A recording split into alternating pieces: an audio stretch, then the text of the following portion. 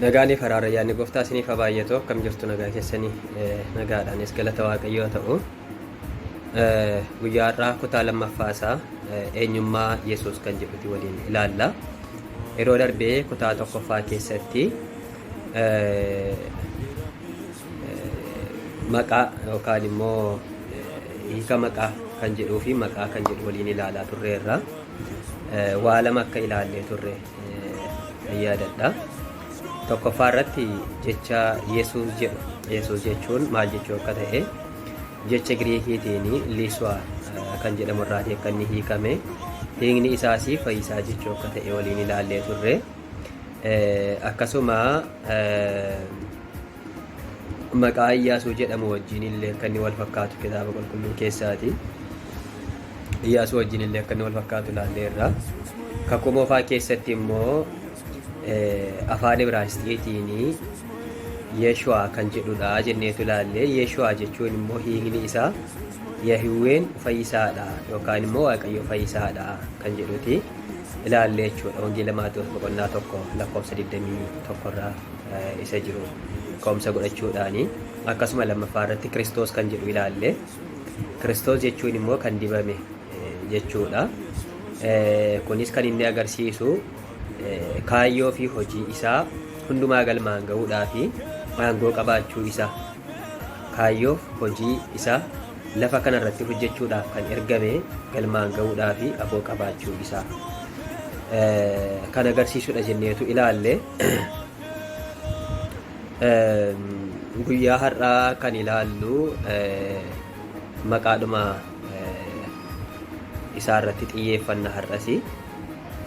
Amaanu'eel kan jedhurraa kaaneetu ilaalla. Amaanu'eel jechuun kakuu moofaa keessattis kakuu haaraa keessattis Amaanu'eel jedhamee waamameera.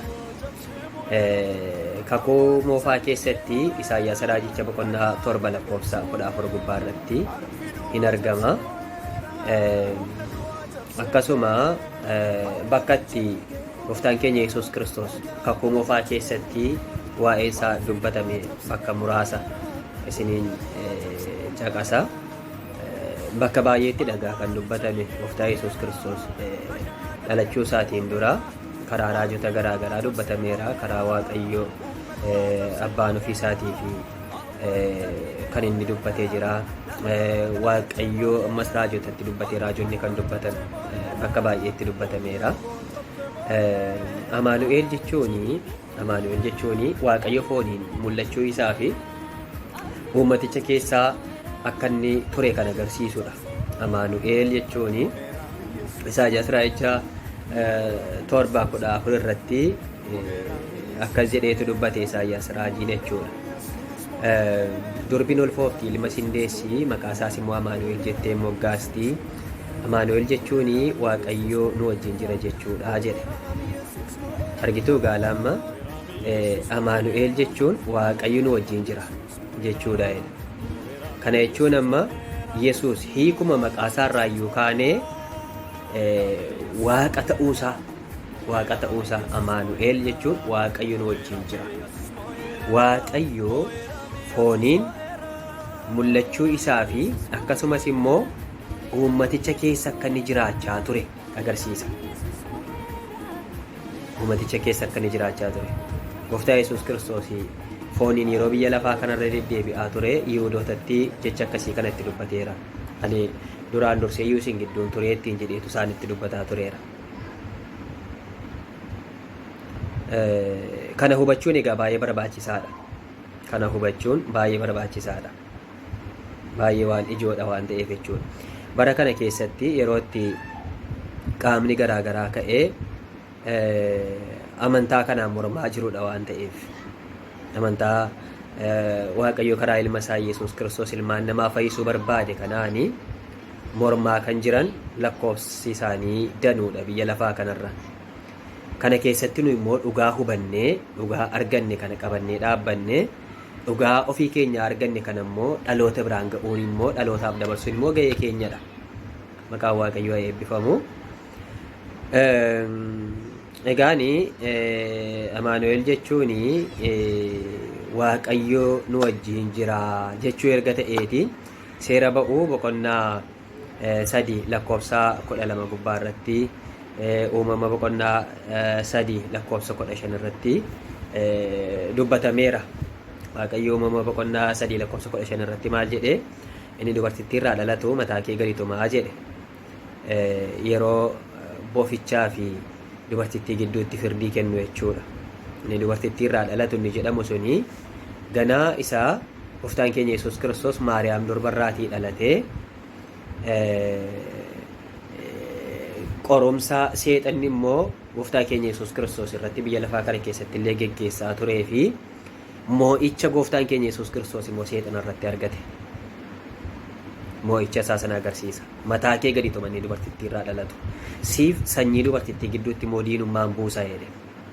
Sanyiin dubartittiidhaa sanyii Israa'elootaa jechuudha. Mul'ata boqonnaa 12 kan jiru.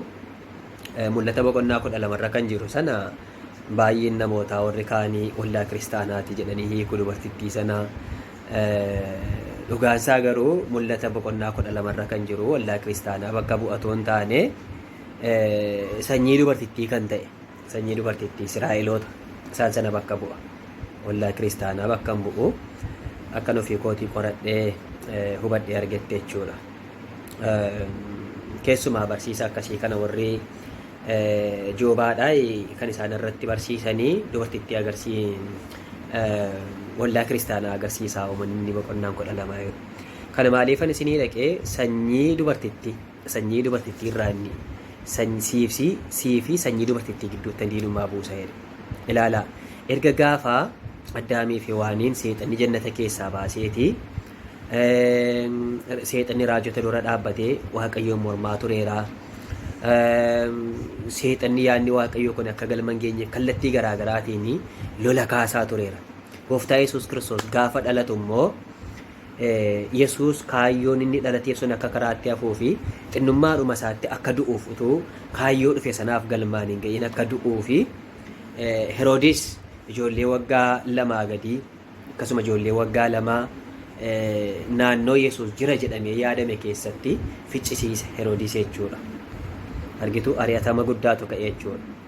Sanyii dubartittii immoo gaafa jedhamu seexanni har'a biyya lafaa kanarraatiitu Israa'eloota duguugee balleessee hin jaallata. Israa'eloonni har'ayyuu hin amanne miti baay'een isaanii hin amanne har'a gooftaatti. Harka xiqqoodha kan amante kaan isaanii hin amanne har'ayyuu.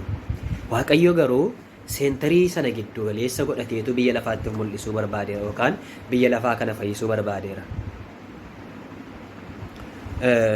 Kanaaf siif sanyii dubartittii gidduutti diinummaa buusaa kan jedhu sun kanaa wajjin wal qabata.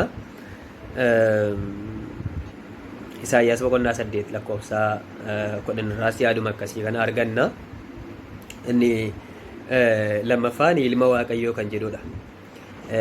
Ilma Waaqayyoo kan jedhu Yesuus ofii isaatii waaqarraa akka abbaa qabu Maatiyos boqonnaa 7 lakkoofsa 21 akkasuma boqonnaa 12 lakkoofsa 50 Yohaannis boqonnaa 14 lakkoofsa 2 Yohaannis boqonnaa 12 lakkoofsa 28 irratti dubbateera jechuudha. Ilma Waaqayyoo jechuun namni tokko sammuu isaatiin kan inni yaadu ilma jechuuni saalquunnamtiidhaan dhiirri tokkoof dubarri tokko wal bira ga'uudhaani kan mucaan isaan gidduudhaatii dhalatu ilma yookaan intala jedhamee waamama.